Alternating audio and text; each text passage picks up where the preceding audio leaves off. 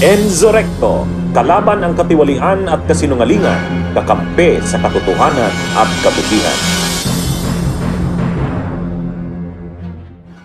Lahat, bago ho namin nabukasan ang hapag para sa mga tanong, ilang mga punto lamang, particular dun sa mga kaganapan po kahapon. Siyempre may mensahe po tayo sa depensa. Yan na ba yung best nyo?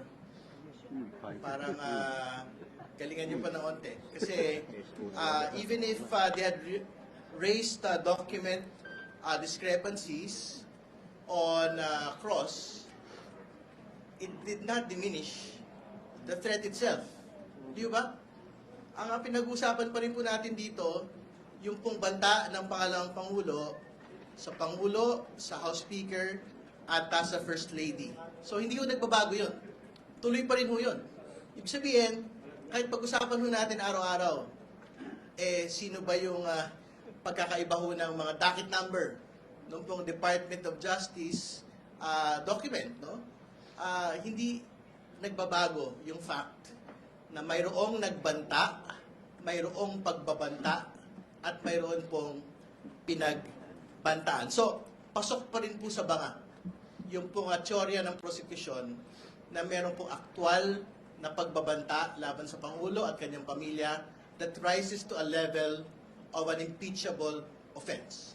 So, tuloy pa rin po yun. So, we will let them nitpick on all of these documents, no problem. Kasi hindi ko nagbabago yung fact na mayroon pong pagbabanta. Pangalawa, nakakatawa ko yung mga tanungan. Sa totoo lang, parang no-brainer yung mga tanong eh.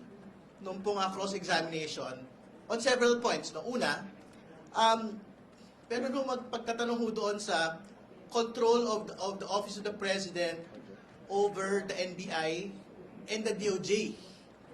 Parang talaga naman. Hindi ba? Kasi it is within the executive department. Hindi ba? Pero ang gustong pakita roon ay pinakikialaman ng Office of the President, yung pong trabaho ng DOJ, pinakikialaman po ng Office of the President, yung pong trabaho po ng NBI. Pero malinaw ko yung sagot ni Attorney Lotoc po doon eh. Hindi ba? Yung pong back and forth of documentation from the DOJ to the NBI. Ang sabi ng DOJ, hindi, may kulang yan, isolin nyo, ayusin nyo. Inayos nila. Hindi ba? So meron nung subsequent submission to the DOJ. So basically, yung pong objectives of Cross relating to that, na parang inutusan ng Pangulo, ang tawag pa nga ni Attorney Villuan doon, kay BBM, di ba? Pagpapakita ho talaga yun na they are basically grasping at straws in conducting the Cross. Yun yung unang punto on the question. So, but secondly, may mga tinatanong din ho doon, ano? Na is the NBI's recommendation binding on the court, binding on the DOJ?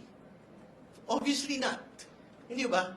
At tingin ko malinaw naman ho, not just to Attorney Lotoc, but to the public itself, na talaga naman hong recommendatory po yung pong pagtingin ng DOJ, pero pwede ho yang i-consider ng DOJ at nung pong mga korte, pagka meron na pong mga kaso.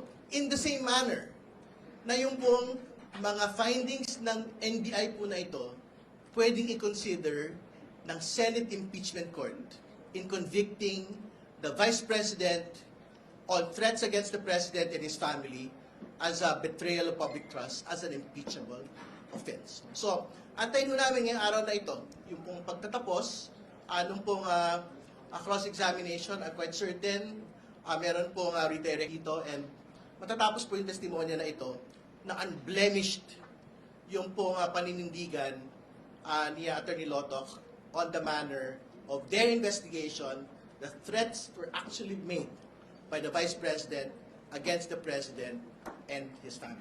So yun po muna, binubukas po namin yung hapag para sa mga tanong.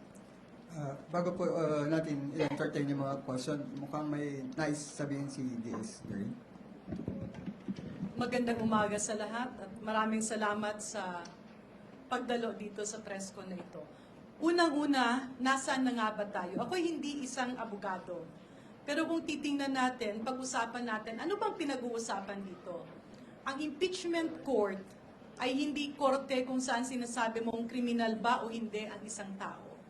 Ang impeachment court ay tumitingin kung ang isang tao ba na ibinoto ng taong bayan ay karapat-dapat na manatili sa posisyon niya o hindi. At kapag sinabi natin betrayal of public trust, ang ibig po sabihin nito ay pagtataksil sa tiwala ng taong bayan. Kahapon, isinalang yung ating pangalawang testigo in the person of Attorney Jeremy Lotok, a director from the National Bureau of Investigation. Sino ba si Attorney Lotok? Siya yung hepe ng bureau o departamentong nag-imbestiga ng mga video at mga salitang nabitiwan ng ating pangalawang Pangulo. Well, depende ho yan, no? Dun sa mga matitirang oras pagkatapos ho ng examination ni Attorney Lotok. Tatandaan natin, nung tinanong sila kahapon, sinabi ho, they're just halfway through. So, mukhang kung gaano ho katagal yung cross-examination nila kahapon, asahan natin na ganyan din ho yung itatagal ngayong araw. After that, bibigyan ho ng opportunity ang prosecution na mag-conduct ng redirect at pwede naman din silang mag-recross. So, titignan ho natin kung may pa hong matitirang oras at kung yan ho ay papayagan ng impeachment court.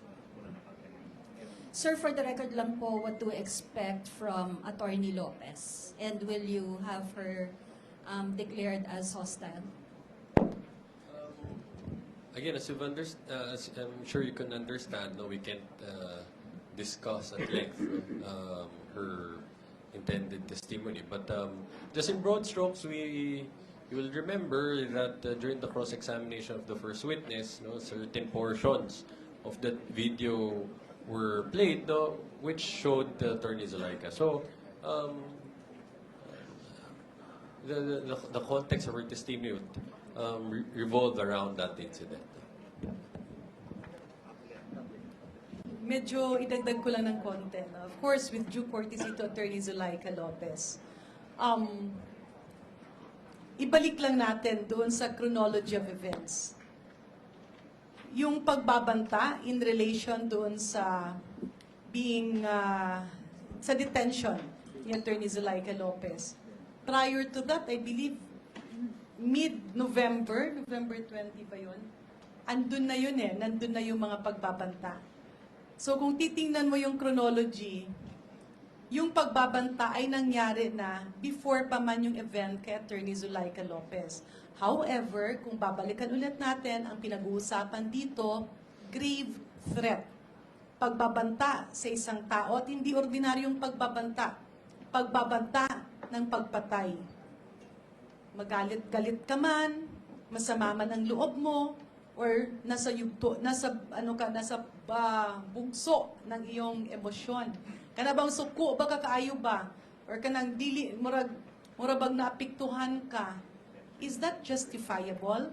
Is it right to threaten somebody? Anya imo ingnon patyon ta ka ipapatay ta mo kay nasuko ka? So ibalik natin sa isang school, may makulit na bata. Pwedeng pagsabihan ng teacher. Minsan nga, pag pinitik ng konti ng teacher, malaking issue na yon. Pero pag sabihan mo yung estudyante, ipapapatay kita kasi ang kulit-kulit mo or galit na galit ako. Is that correct?